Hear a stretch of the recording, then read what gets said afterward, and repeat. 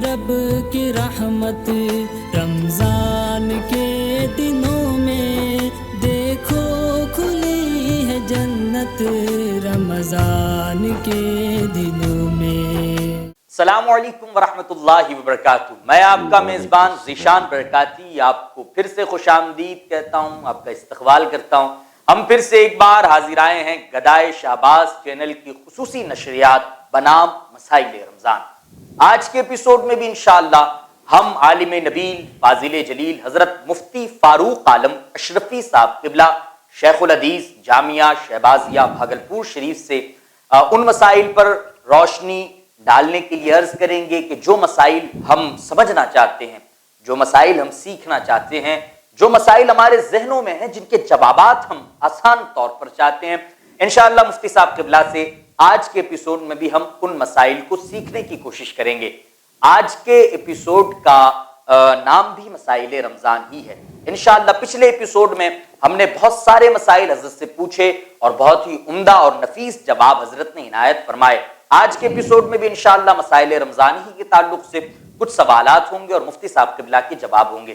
میں آپ سے ایک مؤدبانہ گزارش کروں گا کہ اگر آپ نے اب تک گدائے شہباز چینل کو سبسکرائب نہیں کیا ہے، جلدی سے سبسکرائب کیجئے، بیل آئیکن کو ضرور دبائیں تاکہ وقت پر ہمارے تمام تر پروگرام کی نوٹیفیکیشن آپ کو مل سکے اور آپ وقت پہ ان پروگراموں کو دیکھ سکے۔ اور ہاں، صرف دیکھیے گا نہیں، لازماً شیئر بھی کر دیجئے گا تاکہ ہمارے وہ دوست جو مسائل سے ناواقف ہیں وہ بھی مسائل سیکھ کر علم دین سیکھنے کا ان کے لیے یہ چینل ایک ذریعہ بنے۔ تو گدائے شہباز چینل کو ضرور سبسکرائب کریں، بیل آئیکن کو ضرور دبائیے گا۔ آج کے ایپیسوڈ کا بھی آغاز کرتا ہوں ہمارے ساتھ الحمدللہ بھاگلپور کے مشہور و معروف نعت خواں محترم محمد نور العین جامی بسمل ہے۔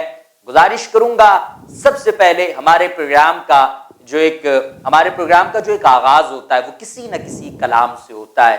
میں محترم نور العین جامی بسمل سے گزارش کروں گا ایک کلام پروگرام میں شامل فرمائیں، اس کے بعد انشاءاللہ آپ سب کے سوالات ہوں گے، مفتی صاحب قبلہ کا جواب ہوگا۔ گزارش کروں گا محترم نور العین جامی بسمل سے کلام پروگرام میں شامل فرمائیں۔ بسم اللہ الرحمن الرحیم۔ اٹھا ہے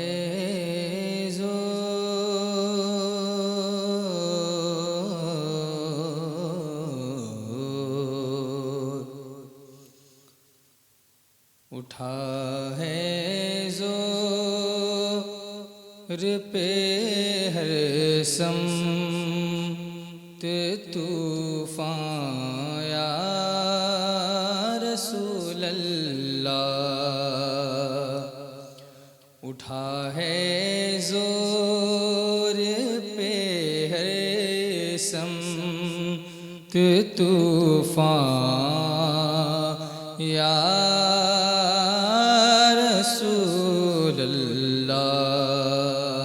اٹھا ہے زور پہ ہے سمت طوفان یا رسول اللہ، اٹھا ہے زور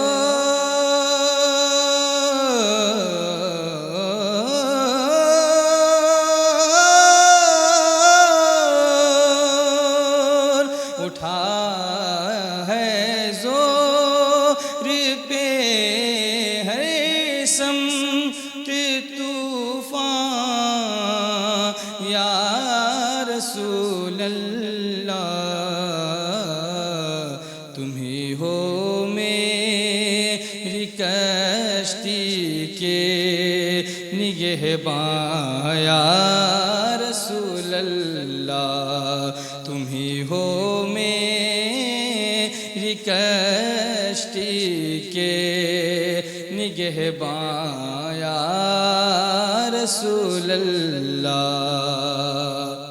اور عرب کے وحشیوں کی لاج تم نے رکھی ہے مولا، عرب کے وحشیوں کی لاج تم نے رکھی ہے مولا، عرب کے وحشیوں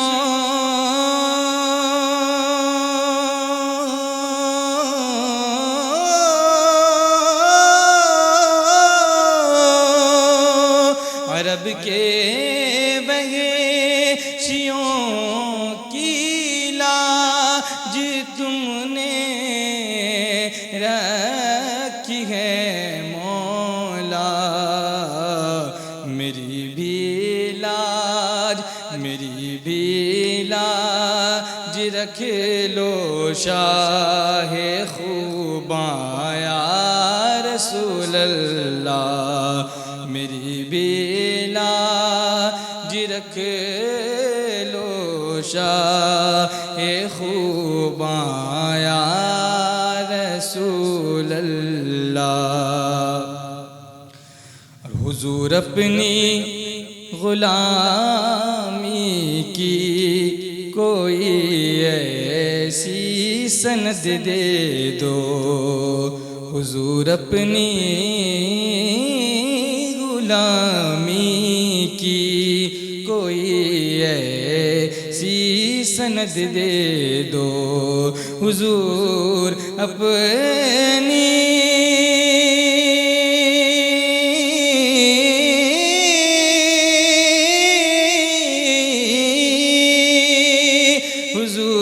اپنی غلامی کی کوئی ایسی سند دے دو، قیامت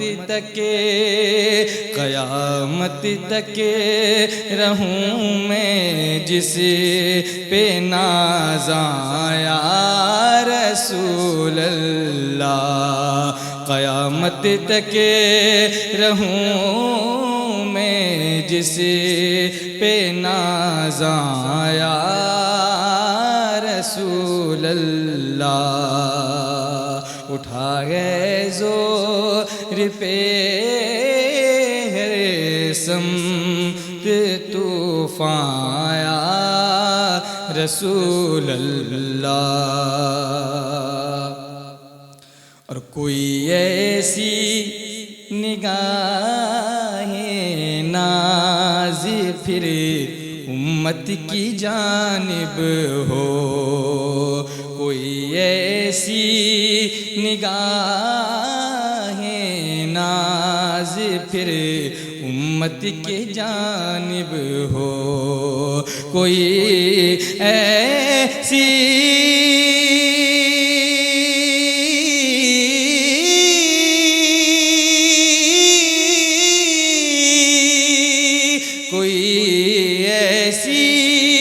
نگاہ ناز پھر امت کی جانب ہو، مسلمان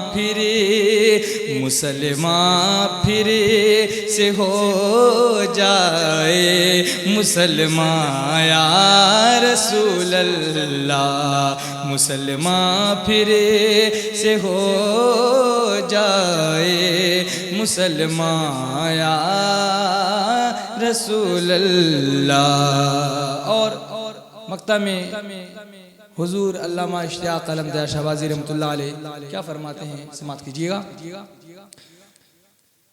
کہ طفیل حضرت شہباز آسی اشتیاق علم، طفیل حضرت شہباز آسی اشتیاق علم، طفیل حضرت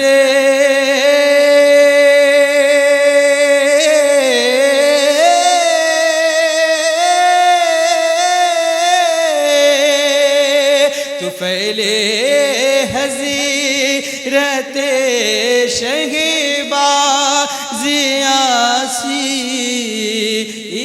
اشتیاق علم، تمہارے نام پر ہو جائیں قربان یا رسول اللہ، تمہارے نام پر ہو جائیں قربان یا رسول اللہ۔ اٹھا ہے زور پہ ہر سمت طوفان یا رسول اللہ۔ سلام سبحان اللہ، ماشاء اللہ۔ محترم نور العین جامی بسمل صاحب قبلہ بہت ہی اچھے لہجے میں حضور خطیب اعظم ہند علامہ سید اشتیاق عالم ضیاء شہبازی رحمۃ اللہ علیہ کے کلام کے اشعار پیش کر رہے تھے۔ اللہ کریم ان کے علم میں، ان کی عمر میں خوب برکت عطا فرمائے۔ آقا کی بارگاہ میں استغاثہ پیش کر رہے تھے۔ ایک شعر میرے ذہن میں گردش کر رہا تھا، وہ شعر پیش کروں، اس کے بعد انشاءاللہ سوال و جواب کا وہ حسین سیشن شروع کریں گے انشاءاللہ۔ عرض کر رہا تھا کہ اپنے کملے پر بھی کملی کی عطا کر دیجئے، اپنے کملے پر بھی کملی کی عطا کر دیجئے، اب میرے دل کو بھی دنیا سے رہا کر دیجئے۔ اپنے کملے پر بھی کملی کی عطا کر دیجئے، اب میرے دل کو بھی دنیا سے رہا کر دیجئے۔ ایک بلائے وسوسہ کی زد میں ہیں لوگوں کے دل، ایک بلائے وسوسہ کی زد میں ہیں لوگوں کے دل، صاحب والناس ہیں رد بلا کر دیجئے، صاحب والناس ہیں رد بلا کر دیجئے۔ اور یا نبی اللہ جناب آمنہ کا واسطہ، یا نبی اللہ جناب آمنہ کا واسطہ، میری ماں کی قبر کو جنت کشا کر دیجئے، میری ماں کی قبر کو جنت کشا کر دیجئے۔ اور یا محمد یا علی کہتے جو تھکتا ہی نہیں، یا محمد یا علی کہتے جو تھکتا ہی نہیں، میرے بابا کی ضعیفی کو ضیاء کر دیجئے، میرے بابا کی ضعیفی کو ضیاء کر دیجئے۔ اور آپ کی سرکار میں مقتے میں بھی ہو نام کیوں، آپ کی سرکار میں مقتے میں بھی ہو نام کیوں، آپ کی جو ہو مرضی جو رضا کر دیجئے، آپ کی جو ہو مرضی جو رضا کر دیجئے۔ اچھے لہجے میں محترم نور العین جامی بسمل کلام پیش کر رہے تھے۔ اللہ کریم خوب برکتیں عطا فرمائے۔ آئیے پروگرام کا آغاز مسائل رمضان جو کہ ہمارا آج کے پروگرام کا ٹاپک ہے، آج کے پروگرام کا موضوع ہے، مفتی اسلام حضرت مفتی فاروق عالم اشرفی صاحب قبلہ سے ہم پھر کچھ سوالات پر جوابات چاہیں گے تاکہ ہمارے علم میں اضافہ ہو۔ ہمارے اسٹوڈیو میں پھر تشریف لائے، آج کے ایپیسوڈ کے لیے بھی وقت نکالا حضرت مفتی فاروق عالم اشرفی صاحب قبلہ نے۔ تہہ دل سے میں اس چیز کے لیے سب سے پہلے تو شکریہ ادا کرتا ہوں، بہت سارے کاموں سے آپ نے وقت نکال کر اس کام کے لیے وقت عنایت فرمایا۔ میں اپنی پوری ٹیم کی طرف سے میں سب سے پہلے شکریہ ادا کرتا ہوں آپ کا۔ اور آئیے سب سے پہلے مفتی صاحب قبلہ کی بارگاہ میں سلام عرض کرتے ہیں۔ السلام علیکم ورحمۃ اللہ وبرکاتہ۔ وعلیکم السلام ورحمۃ اللہ وبرکاتہ۔ ماشاءاللہ مفتی صاحب قبلہ آپ نے پچھلے ایپیسوڈ میں ہمارے بہت سارے سوالوں کے بہت ہی اچھے سے جواب عنایت فرمائے تھے، جسے یقیناً ہمارے ویورز، ہمارے ناظرین کرام نے خوب پسند کیا اور ہم سب کے علم میں اضافے کا سبب بنا۔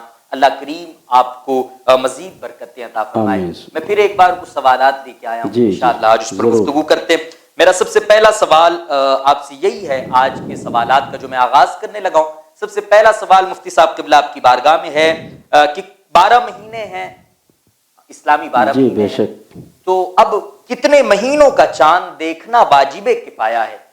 آج کے پروگرام کا آغاز اسی سوال سے مفتی صاحب قبلہ ہے کہ کتنے مہینوں کا چاند دیکھنا واجب کفایہ ہے، اس پر جواب عنایت۔ بے شک بڑا اچھا سوال آپ نے کیا ہے۔ کتنے لوگ تو اس بات کو جانتے ہی نہیں کہ چاند دیکھنا واجب بھی ہے۔ جی، عید کرنا ہر کوئی چاہتا ہے، لیکن چاند دیکھنا جو ہے واجب ہے، سنت ہے، اسے پتہ ہی نہیں۔ تو فقہائے کرام نے بتایا ہے، فرمایا ہے کہ 5 مہینوں کا چاند دیکھنا واجب کفایہ ہے۔ تو ایک تو واجب ہے مطلب ضروری ہے، اور کفایہ کا مطلب یہ ہوتا ہے کہ پوری آبادی میں اگر کوئی ایک آدمی بھی دیکھ لیا تو سب کی ذمہ داری پوری ہو گئی، سب بری ذمہ ہو گئے، سب گناہ سے بچ گئے۔ اور اگر کوئی بھی نہ دیکھا تو سب ذمہ دار ہوں گے، سب گنہگار ہوں گے۔ تو 5 مہینوں 12 مہینوں میں 5 مہینوں کا چاند دیکھنا واجب کفایہ ہے، جس میں پہلا شعبان کا مہینہ ہے، دوسرا رمضان کا مہینہ ہے، تیسرا شوال کا مہینہ ہے، چوتھا ذی قعدہ کا مہینہ ہے، اور 5واں ذی الحجہ کا مہینہ۔ اب یہ بات رہتی ہے کہ آخر ان 5 مہینوں ہی کے چاند کو دیکھنا واجب کفایہ کیوں ہے؟ تو شعبان کا چاند اس لیے دیکھنا ہے کہ اگر رمضان کے چاند دیکھنے میں ابر وغیرہ حائل ہو جائے تو اگر شعبان کا چاند دیکھے رہیں گے اور اس کی تاریخ معلوم ہوگی تو 30 کی گنتی کو پوری کر کے ہم رمضان کا روزہ شروع کر سکتے ہیں، رمضان کا مہینہ شروع ہو جائے گا۔ اور رمضان کا چاند اس لیے دیکھنا ہے تاکہ روزہ اور تراویح ہم شروع کر سکیں۔ اچھا، اب شوال کا چاند تو پوچھنا ہی نہیں کیوں دیکھنا ہے، چونکہ شوال ہی کا وہ مہینہ ہے جس کی پہلی تاریخ کو عید الفطر کی نماز ادا کی جاتی ہے۔ اور ذی قعدہ کا چاند اس لیے دیکھنا ہے کہ ذی الحجہ تک پہنچ سکیں، اور ذی الحجہ کا چاند اس لیے دیکھنا ہے تاکہ بقرعید کر سکیں۔ تو یہ وجوہات ہیں جن وجہوں سے 5 مہینوں کا چاند دیکھنا واجب ہے۔ ماشاءاللہ، شوال کے تعلق سے مفتی صاحب قبلہ نے فرمایا تو مجھے ایک بات یاد آ گئی کہ شوال کے چاند کا تو پھر وہ معاملہ رہتا ہے، لوگ افطار سے پہلے ہی نا وہ چھتوں پہ چڑھ جاتے ہیں کہ چاند ہوا یا نہیں ہوا، تو اس کے لیے ہم اتنی کوشش کرتے ہیں، اسپیشلی شوال کے مہینے کے لیے۔ رمضان کے لیے بھی پھر ہم سوچتے ہیں قاضی صاحب اعلان کریں گے پھر، لیکن شوال کے لیے ہم اہتمام کرتے ہیں، ہم عصر بعد ہی چڑھ جاتے ہیں کہ چاند ہوا نہیں ہوا۔ تو ناظرین کرام، صرف شوال نہیں بلکہ مفتی صاحب قبلہ نے فرمایا 5 مہینے ایسے جو یقیناً ہم سب کے علم میں بہت بڑا اضافہ ہوا، ورنہ ہم سمجھتے تھے رمضان اور شوال یہی عموماً مشہور بھی ہے، اور لوگ بس اسی کو جانتے کہ رمضان کا اہتمام کر لو چاند دیکھنے کا، شوال کا اہتمام کر لو بس۔ نہیں، مفتی صاحب قبلہ نے فرمایا 5 مہینوں کے چاند دیکھنا فرض کفایہ ہے۔ ماشاءاللہ، بہت ہی اچھا، واجب کفایہ ہے۔ ماشاءاللہ، میرے علم میں بھی اضافہ ہوا کہ 5 مہینوں کے چاند دیکھنا واجب کفایہ ہے۔ مفتی صاحب قبلہ اگلے سوال کی طرف بڑھتے ہیں کہ کیا روزہ رمضان کے لیے ہر دن نئی نیت ضروری ہے، یا اگر ایک بار ہی پورے رمضان کے روزوں کی نیت کر لے تو یہ کافی ہوگا؟ اگر کوئی شخص ایسا ہے جو مطلب جس کی یہ سوچ ہے کہ بھئی میں ایک ساتھ 300 نیت کر لیتا ہوں، تو یہ ہو جائے گا، یا پھر اس بندے کو ہر دن ایک نئی نیت کے ساتھ نیا روزہ رکھنا ہوگا؟ اس حوالے سے ارشاد۔ جی، ہر دن ہر روزے کے لیے الگ الگ نئی نیت کرنی ہوگی۔ ایک ساتھ اگر آدمی پورے رمضان کی یا 15 دن کی یا 20 دن کی نیت کر لیتا ہے تو اس سے اس کا روزہ نہیں ہوگا، بلکہ جس دن اس نے نیت کیا ہے، مثال کے طور پر سنیچر کی رات میں اس نے نیت کیا ہے تو اتوار کے دن ہی کا روزہ ہوگا، اگرچہ وہ سنیچر کے دن 15 دن کے روزوں کی نیت کر رہا تھا، لیکن بس اس کا صرف اتوار ہی کے دن کا روزہ ہوگا، بقیہ اور روزے اس کے نہیں ہوں گے۔ تو صاف بات یہی ہے کہ ہر دن ہر روزے کے لیے نئی نیت کرنا ضروری ہے۔ ماشاءاللہ، تو اس سوال کا بھی اچھا جواب مل گیا کہ بھئی ایسا نہیں چلے گا کہ آپ نے مطلب ایک مہینے کے 300 کی ایک نیت کر لی، تو ایسا نہیں ہے، آپ کو ہر روزے کے لیے الگ نیت ضروری ہے۔ میں اگلے سوال کی طرف بڑھتا ہوں کہ کیا روزے کی نیت زبان سے کرنا ضروری ہے یا صرف دل کا ارادہ ہو تو کافی ہے؟ اب کچھ لوگ سوچتے ہیں کہ بھئی ہم نے دل میں سوچ لیا کہ آج روزہ ہے تو پھر وہ روزہ ہو گیا، یہ چل جائے گا، اس کی گنجائش ہے، یا پھر زبان سے کہہ لے تو کیا ہے اس پر حکم شرع؟ جی، اس سلسلے میں یہ عرض کرنا ہے کہ جن جن عبادات میں نیت شرط ہے، نیت ضروری ہے، ان تمام عبادات میں، صرف روزے ہی میں نہیں، ان تمام عبادات میں جہاں نیت ضروری ہے بس دل میں سوچ لینا ہی کافی ہے، چونکہ نیت کہتے ہی ہیں دل کے ارادے کو، دل کے ارادے کا نام نیت ہے، زبان سے نیت کرنا ضروری نہیں ہے۔ لہذا اگر کوئی زبان سے نیت نہیں کر کے صرف دل میں سوچ لیتا ہے کہ کل میرا روزہ ہے، کل میں نے روزہ رکھنا ہے، تو یقیناً اس کا روزہ ہو جائے گا، لیکن بہتر یہ ہے کہ دل کی ترجمان کے طور پر زبان بھی ہماری گویا ہو اور بولے، नवैत अन असूम गदन मिन शहर रमज़ान। माशाअल्लाह भाई, तो इस सवाल का जवाब यही मुफ्ती साहब ने इनायत फरमाया कि हो तो जाएगा अगर दिल से बंदे ने नीयत कर ली। सिर्फ आपने रोजे के ताल्लुक से नहीं फरमाया, बल्कि जिस भी इबादत में नीयत करना जरूरी है, अगर बंदा उसके लिए दिल से नीयत करता है तो वो चीज हो तो जाएगी, लेकिन अगर हम जबान से कह लें तो बहुत बेहतर है। तो चूंकि कहना ही है, एक दो लफ्ज अदा करने हैं, तो अगर हम अदा कर लें तो माशाअल्लाह सोने पे सुहागा। आइए मैं अगले सवाल की तरफ मुफ्ती साहब क़िबला बढ़ता हूँ कि रमजान के महीने में अगर कोई रमजान के अलावा किसी और की नीयत करे या किसी और रोजे की, मैं कह लूँ आसान कर लूँ, तो रमजान के महीने में अगर कोई रमजान के अलावा किसी और रोजे की नीयत करे तो कौन सा रोजा होगा? जैसे उमूमन ऐसा होता है ना, हमारे उधर मैंने बहुत सारे लोगों को देखा, कोई सोमवार का रोजा रखता है या फिर कोई किसी चीज का रोजा रखता है, तो उसकी नीयत वो होती है। तो मेरा सवाल ये कि रमजान के महीने में अगर कोई रमजान के अलावा किसी भी रोजे की नीयत करे तो वो कौन सा रोजा होगा? इस पर रोशनी। जी, रमजान के महीने में जी, चाहे आदमी किसी भी रोजे की नीयत करे जी, वो रमज़ानुल मुबारक ही का रोज़ा होगा। चूँकि अल्लाह पाक ने हर ईमान वाले से फरमाया फमन शहद मिनकुमुश शहर फलयसुम, कि तुम में से जो कोई रमज़ान का महीना पाए वो रोज़ा रखे। तो अब इस रमज़ान के महीने में आदमी चाहे जो रोज़ा रख ले, जिस पर रोज़ा फ़र्ज है उसकी जानिब से रमज़ान के अलावा कोई दूसरा रोज़ा होगा ही नहीं। हाँ, इतनी बात ज़रूर है कि अगर वो आदमी जो रमज़ान के अलावा रोज़े की नीयत कर रहा है, अगर मुसाफिर है या मरीज़ है, तो उस वक्त में वो जिस रोज़े की नीयत करेगा वही रोज़ा होगा। चूँकि मुसाफिर पर रमज़ान का रोज़ा उस दिन रखना फ़र्ज़ नहीं है, मरीज़ पर उस दिन फ़र्ज़ नहीं है, इसलिए अगर वो किसी और रोज़े की नीयत करेगा तो उसका रोज़ा हो जाएगा।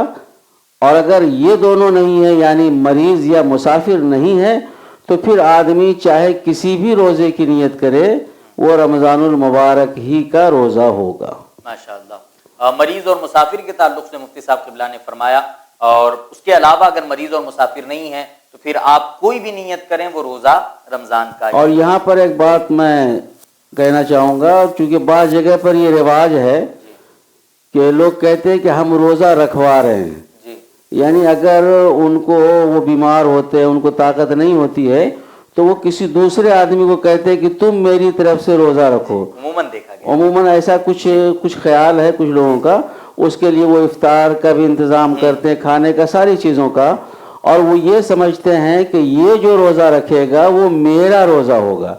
हालांकि ये बहुत बड़ी भूल है। अरे जब सारे ईमान वालों पर रोज़ा फ़र्ज है तो वो रोज़ा जब रखेगा कोई ईमान वाला तो उसी का रोज़ा होगा। अलबत्ता रोज़ेदार को इफ्तार कराना, सहरी कराना, खाना खिलाना ये सवाब का काम है, लेकिन कोई दूसरा किसी की तरफ से रोज़ा नहीं रख सकता है। रोज़ा कराना और सहरी कराना, इसका इत्माम ज़रूर करना चाहिए। मैं इसमें एक बात ऐड करना चाहूँगा मुफ्ती साहब, कि उमूमन जैसा आपने फरमाया कि कुछ लोग किसी से रोज़ा रखवा लेते हैं और समझते हैं हमारा रोज़ा हो गया।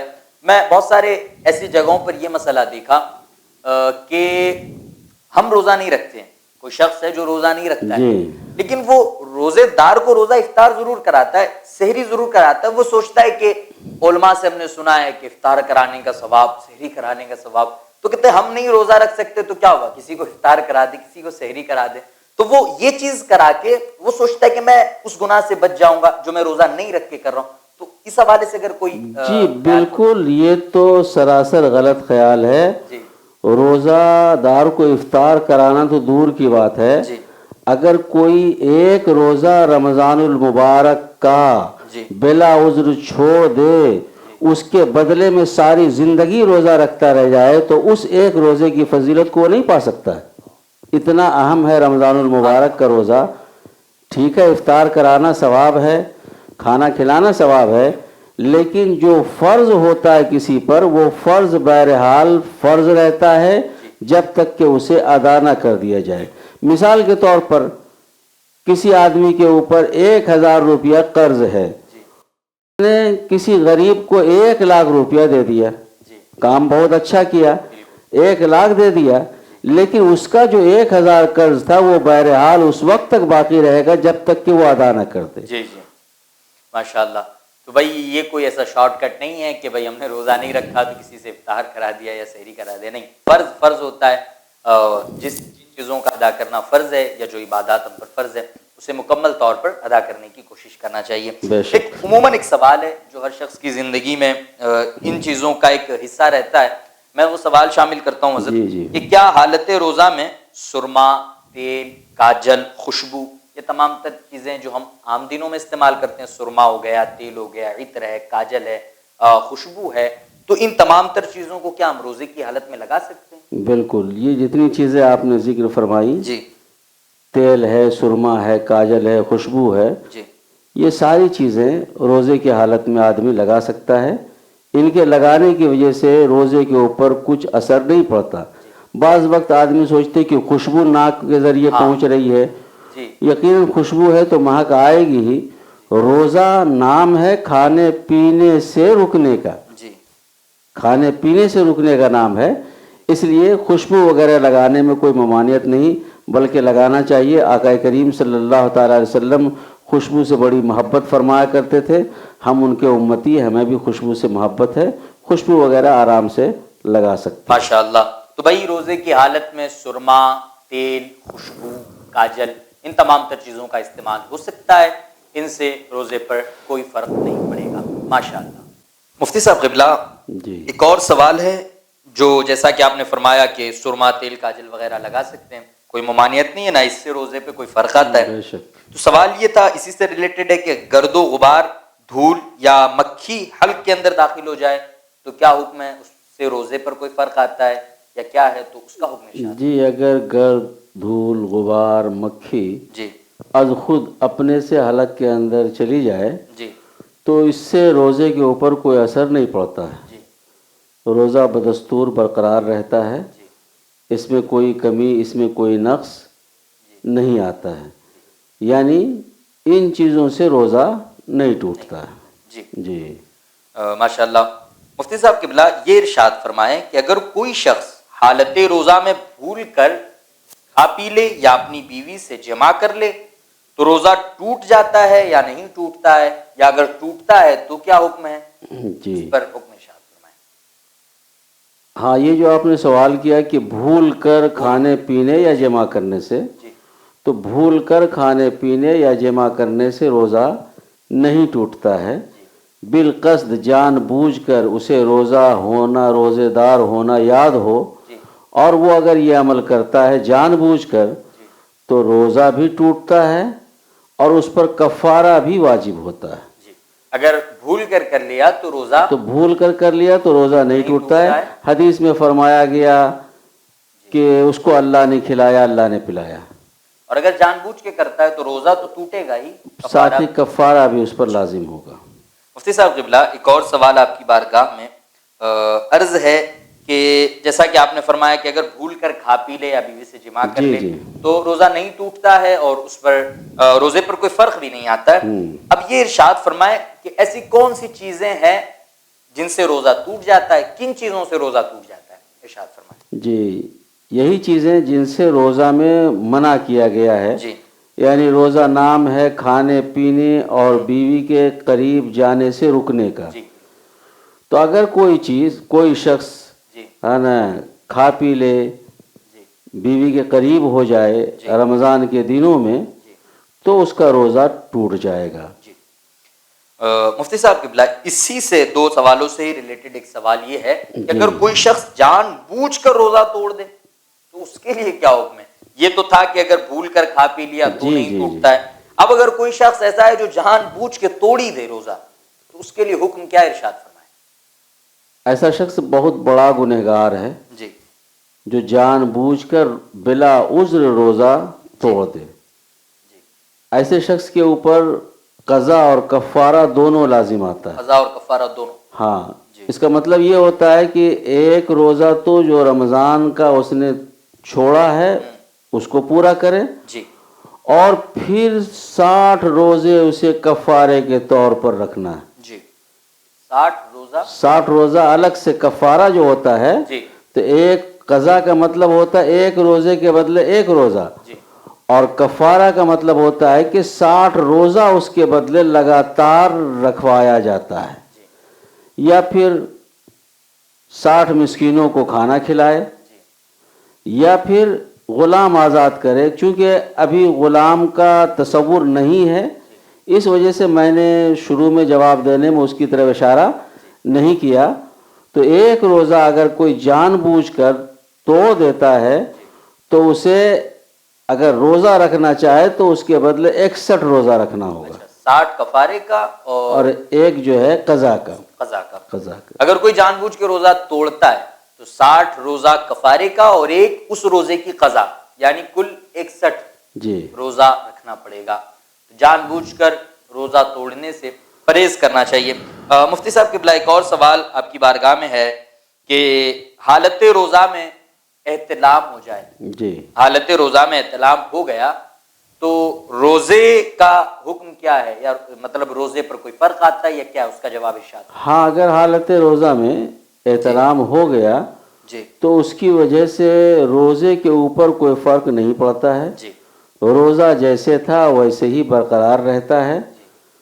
بس یہ ہے کہ وہ جلد از جلد طہارت کی حالت میں آ جائے، جلد از جلد غسل کر کے پاک و صاف ہو جائے، تاکہ اس کا روزہ پاکی اور صفائی کے ساتھ آگے بڑھتا رہے۔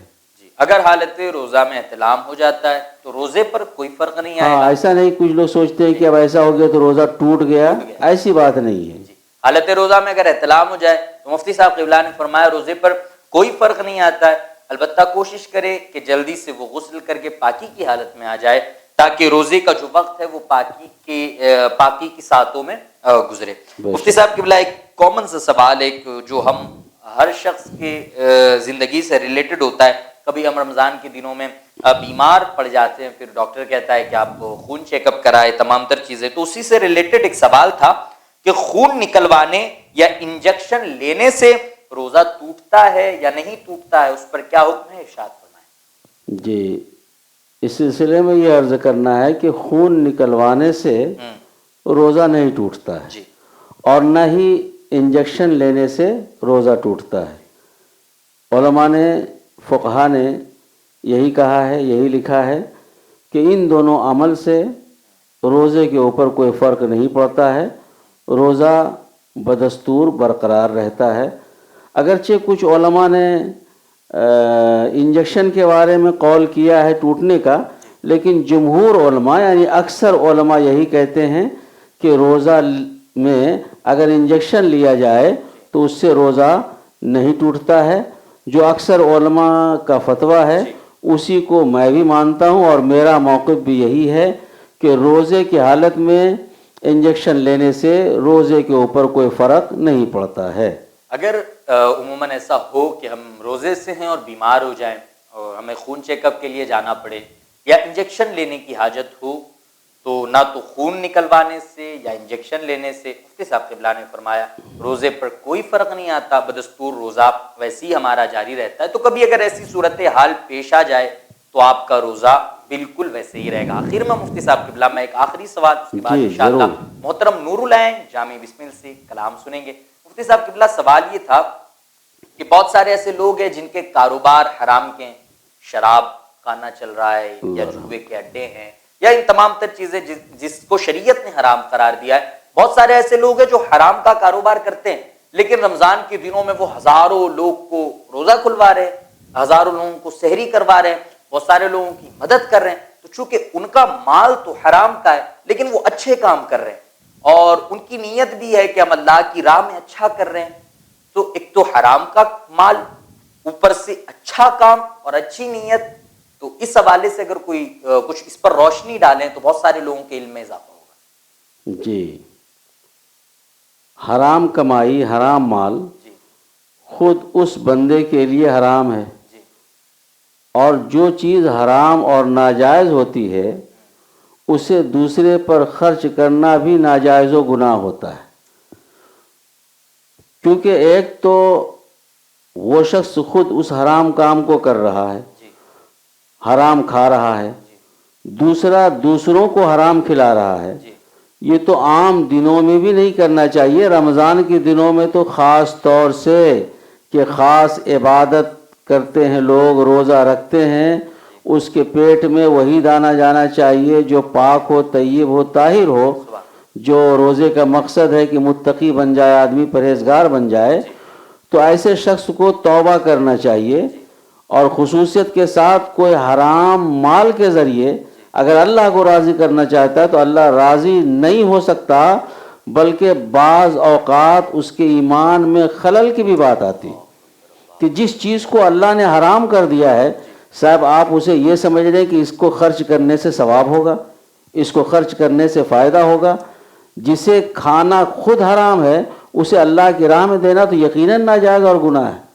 اس لیے ایسی دعوتوں سے میں لوگوں سے کہنا چاہوں گا کہ جہاں کہیں انہیں پتہ ہے کہ ایسے لوگ انوائٹ کر رہے ہیں، ایسے لوگ دعوت کر رہے ہیں جن کے یہ کاروبار ہیں، جو ایسے لوگ ہیں، تو خدا کے واسطے اپنے آپ کو اس دعوت سے الگ تھلگ رکھے، وہاں ہرگز نہ جائیں. نبی کریم صلی اللہ تعالی وسلم نے تو یوں فرمایا، اتقوا مواد التہم، جہاں تہمت کی جگہ ہے وہاں سے بھی بچنا. ہاں تو میں وہی کہہ رہا تھا کہ ایسے لوگ جب دعوت کریں جن کے بارے میں آدمی کو پتہ ہے کہ ان کی کمائی حلال نہیں ہے، جائز نہیں ہے، تو لوگوں کو چاہیے کہ رمضان ہو یا غیر رمضان ہر حال میں ان کا اوائڈ کریں، ان سے روگردانی کریں. کیونکہ روگردانی کرنے سے یہ ہوگا کہ وہ بھی سوچے گا کہ ہم نے ایسا کاروبار کیا جس کی وجہ سے لوگ نہیں آ رہے ہیں. اگر لوگ جائیں گے تو وہ تو اور پھولے نہیں سمائے گا، ہے نا، وہ اپنے اس ناجائز کاروبار میں آگے بڑھتا ہی رہے گا. اور خصوصیت کے ساتھ رمضان المبارک میں تو آدمی کو خاص طور سے چاہیے وہ بلانے والا کتنوں ہی بڑا پیسے والا کیوں نہ ہو، کتنوں ہی شان و شوکت والا کیوں نہ ہو، ہم نے تو اللہ کے رضا کے لیے، اللہ کو پانے کے لیے روزہ رکھا ہے، تو اسی کو پانے کے لیے ایسی چیز سے ہم نے افطار کرنا ہے جس چیز کو اس نے جائز قرار دیا ہے، جس چیز کو اس نے پاک اور طیب رکھا ہے. ماشاءاللہ. تو اس سوال کے جواب میں مفتی صاحب قبلہ نے فرمایا کہ اگر کوئی حرام کام کرتا اور پھر وہ اچھی چیزیں کر کے سوچتا ہے کہ میرا حرام کام کرنا، یہ اچھی چیزیں اس حرام کام کو بچا لے گی، تو ایسا نہیں ہے. اور پھر مزید مفتی صاحب نے فرمایا کہ اگر لوگ جانتے ہیں کہ فلاں دعوت دینے والا حرام کام سے اس کا پیسہ آ رہا ہے، اس کی کمائی حرام کی ہے، تو ایسے لوگوں کو خود وہاں جانے سے پرہیز کرنا چاہیے. عموماً ہوتا ایسا ہے کہ ہمارے لوگ کہہ تو رہے ہوتے کہ یار وہ حرام کرتا ہے، دیکھو افطاریاں کرا رہا ہے، سحری کرا رہا ہے، لوگ ایسا کہتے اور لوگ جاتے بھی ہیں. تو صرف کہنا نہیں ہے بلکہ خود بھی ایسے لوگوں کی دعوت سے بچنا ہے اور لوگوں کو بھی ایسے لوگوں کی دعوت میں جانے سے منع کرنا ہے. آئیے، وقت ہوا چاہتا ہے ہمارے پروگرام کے اختتام کا. میں اختتام پر محترم نور العین جامی بسمل سے گزارش کروں گا کہ کلام کے چند اشعار پروگرام میں شامل کریں. بسم اللہ الرحمن الرحیم. مرغ دل کا ہے نشے من، آشیاں شہباز کا. مرغ دل کا ہے نشے من، آشیاں شہباز کا. مرغ دل کا ہے نشے من، مرغ دل کا ہے نشے من، آشیاں شہباز کا. مرغ دل کا ہے نشے من، آشیاں شہباز کا. چھوڑ کر جائے کہاں ہم، چھوڑ کر جائے کہاں ہم، آستاں شہباز کا. چھوڑ کر جائے کہاں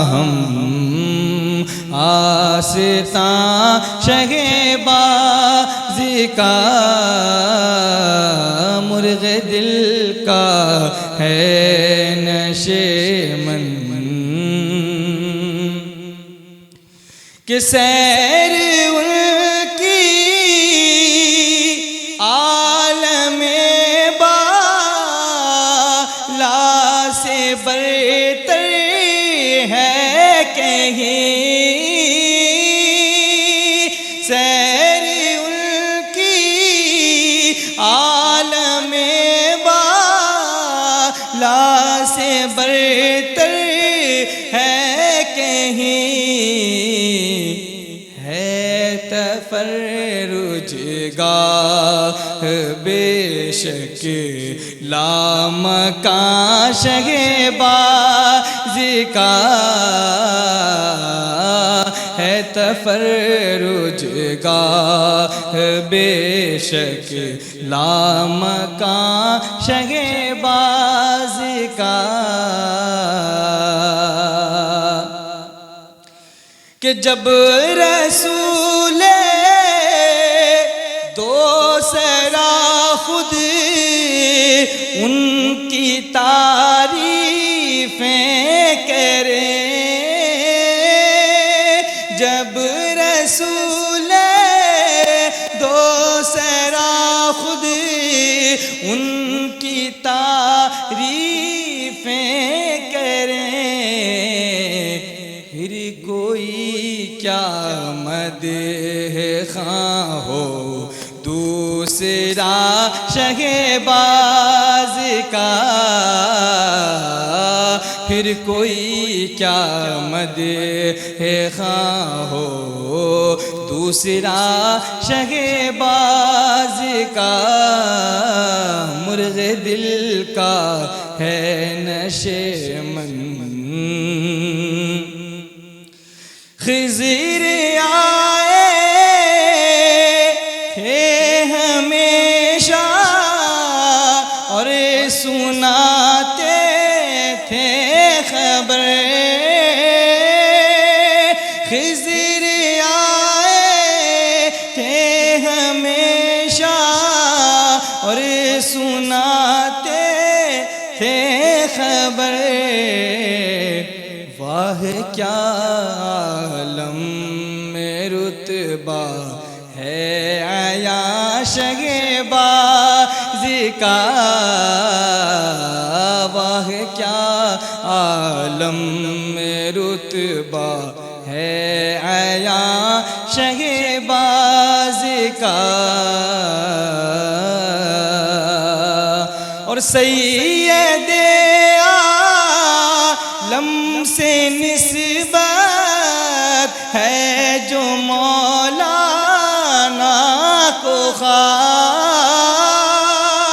سید عالم سے نسبت ہے جو مولانا کو خاص اس لیے خادم رہا شاہ جہاں شہبازی کا اس لیے خادم رہا شاہ جہاں شہبازی کا مقطع دعاؤں کے ساتھ ملاحظہ کیجیے گا کیوں نہ ہو مثیل زیام داغ ان کا بغیر کیوں نہ ہو مثیل زیام داغ ان کا بغیر فرش سے ہے عرش تک حکم رواں شہبازی کا فرش سے ہے عرش تک حکم رواں شہبازی کا مرغ دل کا ہے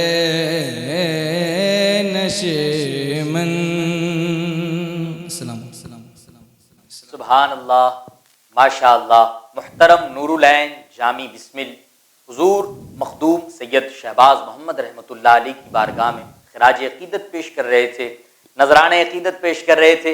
رمضان شریف کے مبارک ایام چل رہے ہیں اور ماشاء اللہ مخدوم شہباز محمد رحمۃ اللہ علیہ کی بارگاہ میں بہت ہی اچھے انداز میں نذرانہ عقیدت پیش کر رہے تھے۔ کلام خطیب اعظم ہند سے انہوں نے نذرانہ عقیدت پیش کیا۔ ناظرین کرام، وقت ہوا چاہتا ہے آج کے ایپیسوڈ کا اختتام ہو۔ جانے سے پہلے وہی گزارش کروں گا، اگر آپ نے اب تک ہمارے گدائے شہباز چینل کو سبسکرائب نہیں کیا جانے سے پہلے میں پھر ایک بار آپ سے گزارش کروں گا کہ اگر آپ نے اب تک ہمارے گدائے شہباز چینل کو سبسکرائب نہیں کیا ہے تو دیر کس بات کی کر رہے ہیں، جلدی سے کیجئے تاکہ آپ وقت پر تمام تر اسلامک پروگرام دیکھ سکیں۔ میں آپ سے ان اشعار کے ذریعے اجازت چاہوں گا کہ عدم سے لائی ہے ہستی میں آرزوئے رسول، عدم سے لائی ہے ہستی میں آرزوئے رسول، کہاں کہاں لیے پھرتی ہے جستجوئے رسول، عجب تماشا ہو میدان حشر میں بے دم، عجب تماشا ہو میدان حشر میں بے دم، کہ سب ہو پیش خدا اور میں روبروئے رسول، کہ سب ہو پیش خدا میں روبروئے رسول۔ اجازت دیجیے اپنے میزبان ذیشان برکاتی کو، پھر انشاءاللہ ملاقات ہوگی ایک اور ایپیسوڈ کے ساتھ، نئے سوال کے ساتھ، ایسے جوابات جو آپ کے علم میں اضافے کا سبب بنیں گے۔ تب تک کے لیے شب بخیر، خدا حافظ، دعاؤں میں یاد رکھیے گا۔ السلام علیکم ورحمۃ اللہ وبرکاتہ۔ اتری ہے رب کی رحمت رمضان کے دنوں میں، دیکھو کھلی ہے جنت رمضان کے دنوں